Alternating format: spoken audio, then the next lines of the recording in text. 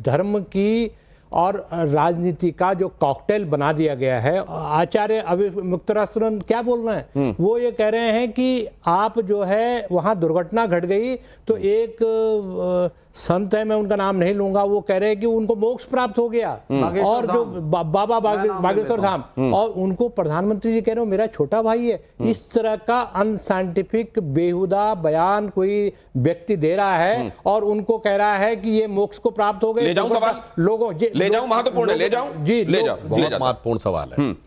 ये बुरहान वानी के नमाज़े जनाजा में कहा गया वो जन्नत नशी हो गए। याकूब मेनन अफजल गुरु के नमाज़े जनाजा में कहा गया डाइवर्जन नहीं है। बिल्कुल, मैं किसी का औकात है बोलने की कि वो कहे कि जन्नत नशी हो गए। हम क्वेश्चन करते हैं हिंदू धर्म को, आप इस्लाम में चले आते हैं। मौत हो हम क्वेश्चन करते हैं हिंदू धर्म को, हिंदू धर्म गुरु पे आप पहुंचाएंगे इस्लाम के ऊपर।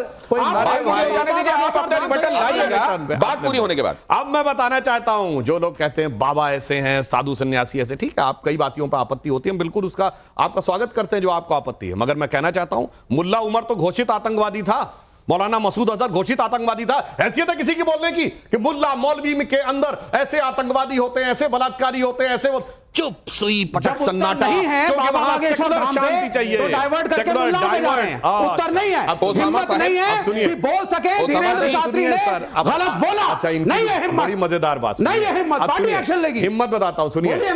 हाफिज साहब, ओसामा जी, जाकिर नाइक खान का मसीहा, इशरत जहां बिहार की बेटी, याकूब मेनन के जुडिशल किलिंग, अफजल गुरु हालात का मारा। अब सुनिए, उनका जो आवेग दिखाई पड़ रहा मैं बताना चाहता हूं, ये तो वो पार्टी है ना, कम्युनिस्ट पार्टी, जो कहती है हम धर्म को नहीं मानते, हम नास्तिक हैं, ठीक है, मगर पश्चिम बंगाल में फुरफुरा शरीफ के गद्दी नशी पीरजादा अब्बास सिद्दीकी से गठबंधन करके चुनाव लड़ते हैं और कहते हैं साहब मैं नास्तिक हूं। यहां पर देखिए जरा योगी आदित्यनाथ ने क्या कहा और उस पर फिर जवाब लेते हैं। उसके बाद वो जरा ऑडियंस, एक्सटर्नल ऑडियंस, हमारे साथ बाहर से जुड़ी हुई जो ऑडियंस है उसके सवाल रेडी रखिएगा। देखिए, बच्चों को ये लोग पढ़ाएंगे इंग्लिश स्कूलों में, और दूसरे के बच्चे के लिए अगर वो सुविधा सरकार देना चाहती है, कहते नहीं उर्दू पढ़ाओ इसको, यानी उसको मौलवी बनाना चाहते हैं, कठपुल्ला पर की ओर इसको ले जाना चाहते हैं। ये जो शब्द है सर, इस पर बड़ा बीते दिनों विमर्श हुआ।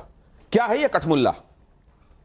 कठमुल्ला मतलब जो इसके अंदर कोई बदलाव आने की गुंजाइश ही ना हो, वो केवल लकीर का फकीर हो, वही जो काठ का बन जाए। काठ कठमुल्ला कर होता है, कोई काठ की चीज होती है उसमें कोई चेंज नहीं हो सकता, that is fix and rigid.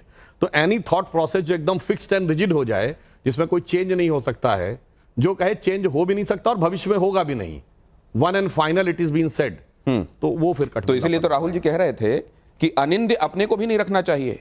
नए विचारों और अच्छे विचारों के लिए, दूसरे की अच्छाई सीखने के लिए हमको भी खुला रहना। हमारे यहाँ जैसे कोई भी निंदा कर ले, जैसे मैंने इतने उदाहरण कई बार दिए कि कोरोना है, वायरस है, वगैरह दूसरी जगह करें सरतन से जुदा हो जाएगा, ये होता कठमुल्लापन, सुनना ही नहीं है। तो क्या आप किसी को चांटा नहीं मारते, मुंह से ही वो काम कर देते हैं, आपकी आंखों से बिजलियां निकलती हैं, ये वाले मीम्स क्यों बनते हैं आपको लेके? ये आपको कैसा लगता है जब आप कभी देखते होंगे सोशल मीडिया में ये, तो आपके दिमाग में क्या आता है? जरा ये प्ले कीजिए प्लीज। अफ्रीका से आए थे मेरे भाई, वो डीएनए इधर उधर वो चला गया, मार्क्सो मैकाले का डीएनए, अब तो हर चीज सामने आ रहा है। दुनिया का सबसे बड़ा मुस्लिम देश, उसका राष्ट्रपति ये कह रहा, और मुझे याद आता है जब फर्स्ट हमारा 26 जनवरी 50 हुआ था, तो भी इंडोनेशिया के ही राष्ट्रपति आए थे, अहमद सुकर्नो, और उन्होंने जब गंगा जल मांगा था तो पाकिस्तान वाले ने आपत्ति की थी, उन्होंने कहा था by change of circumstances we have changed our way of worship but we can not change our forefathers. तो आपने जिस तरह से दाढ़ी से तुलना कर दी है, मैं तो कह रहा हूं आप क्लीन शेव्ड हैं, उधर विपक्ष में बहुत सारे नेता क्लीन शेव्ड हैं, तो वो तुलना करना चाहिए कि नहीं। लेकिन अब मैं जरा इसको ले जाता हूं अपने ऑडियंस की तरफ, हमारी बाहर से जुड़ी हुई ऑडियंस के सवाल। पहले देखिए ये क्या कह रहे हैं, क्या पूछ रहे हैं आपसे। राम मंदिर और काशी विश्वनाथ मंदिर को भक्तों के लिए इस समय 18 घंटों तक सर जो इन्होंने बड़ी अच्छी बात कही। पहला तो एक फैक्ट बता दूं जो बहुत से लोग इस पे वो कहते हैं, 2021 दिसंबर में काशी विश्वनाथ कॉरिडोर का उद्घाटन प्रधानमंत्री जी ने किया। 2021 में केवल 30,78,000 लोग आए थे जो काशी विश्वनाथ का दर्शन किए। 2024 में 11 करोड़ लोग आए। तो आप सोचिए कि कितना भारी अंतर पड़ा होगा। परंतु यदि इनको बात बात कही, भगवान को ही कष्ट भी होता है, तो हमारे यहाँ जानते हैं आजकल, ये बहुत अच्छा सवाल पूछा, मेरे मन में थॉट आया, आजकल बच्चों को ये प्यार मोहब्बत और प्रेम समझा दिया जाता है। हमारे यहाँ प्रेम बहुत व्यापक है, हमारा धरती के प्रति भी प्रेम है, अपनी जन्मभूमि के प्रति भी प्रेम है, माता पिता से प्रेम है, मित्र से प्रेम है, गुरु से प्रेम है और भगवान से प्रेम है और भगवान का भक्त के लिए प्रेम है। वो कैसा है, भगवान को कष्ट नहीं होता। जब सुदामा गया था अपनी फटी एड़ी लेकर, तो कृष्ण भगवान ने क्या कहा था उसको देखकर कि ऐसे जो हाल बिवाइन के पग कंटक जाल लगे पुनि जोए, हाय महादुख पायो सखा तुम आए इते न किते दिन खोए, और देख सुदामा की दीन दशा करुणा करके करुणा निधि रोए, और पानी परात को हाथ छुयो नहीं नैनन के जलसों पग धोए। हमारे यहाँ भगवान भक्त के लिए कुछ भी करने को तैयार रहते हैं, इसको समझना चाहिए। देश क्यों पिछड़ा है इतना? तो ये कहीं और विषयांतर होगा। अगला सवाल ले लीजिए। नमस्कार, मैं एडवोकेट शिवांगी त्रिपाठी फ्रॉम देवरिया। कुंभ की अव्यवस्था को लेकर बहुत सारे सवाल खड़े हुए हैं। भगदड़ हुई है, लोगों की जानें गई हैं, लोगों को बहुत सारी परेशानियों का सामना करना पड़ा है। अब इस पर लोग ये तो ज़रूर कहेंगे कि आपने 100 करोड़ लोगों को बुलाने के लिए जो प्रचार प्रसार किया था, तो फिर ऐसी घटनाएं कैसे हो गई? सर एक चीज़ और मेरा कि आज जो पैदा हुआ होगा वो बेचारा ये सोचेगा क्या कि मैं तो अपने जीवन काल में वो 144 साल वाला और इतना बड़ा योग पाऊंगा ही नहीं।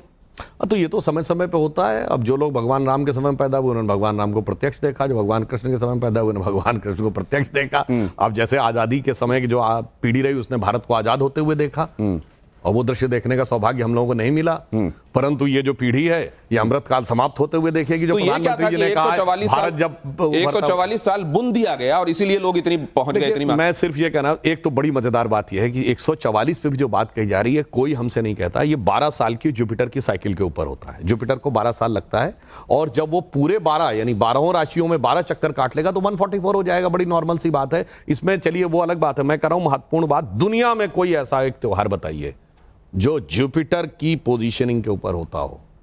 सूरज और चांद जो सामने दिखाई पड़ते, दुनिया बहुत त्योहार होते हैं, मगर जुपिटर, सैटर्न और सूर्य तीनों के कॉम्बिनेशन के साथ कोई पर्व होता है। यह दिखाता है कि हमारा उस जमाने का जो एस्ट्रोनॉमिकल कैलकुलेशन था वो कितना परफेक्ट था। इनको तो 300-400 साल पहले पता चला कि बृहस्पति का 12 साल का साइकिल है। और एक और अंतर क्या है, ये तो हमेशा से होता था, मगर आपने क्या पिछले कुंभ में कभी 2013-14 से पहले कभी सुना था कि 12 साल में एक बार कुंभ इसलिए होता है कि बृहस्पति का 12 साल का साइकिल है? ये अंतर है कि बृहस्पति जाग रहा है, अब विवेक जागृत हुआ। और एक और बात मैं बच्चों की जानकारी के लिए कह दूं, ग्रेविटेशनल फोर्स को हिंदी में क्या कहते हैं? गुरुत्वाकर्षण।